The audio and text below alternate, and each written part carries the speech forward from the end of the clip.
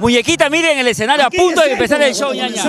Sí, claro, muy emocionada, como siempre feliz y contenta de pertenecer a este hermoso aniversario, que es el aniversario de nuestra amiga Yarita Lisset Yanarico, y bueno, a dar con todo, pues. Te voy a cambiar de nombre, no te voy a decir muñequita Mili, sino muñequita linda. Estás más guapa que nunca, Mili. Gracias, muchas gracias.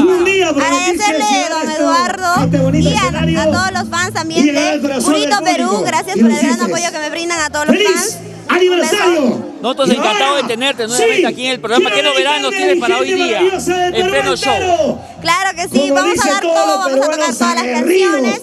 Y como siempre, con mucho cariño y amor para toda la gente.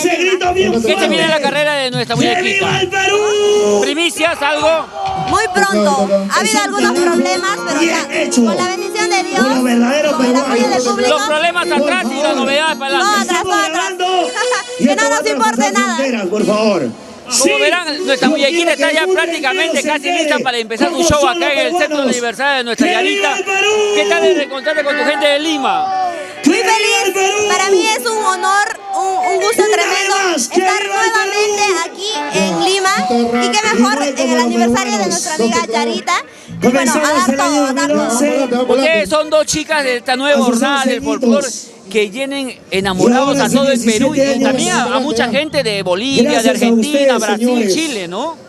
Sí, claro, bueno, con la bendición de Dios y con el apoyo del público siempre estamos llegando a más corazones y bueno, felicitar a nuestra amiga Yarita Lisset Yanarico, que también por su 7º aniversario, que también, bueno, desearle muchas bendiciones y muchos éxitos.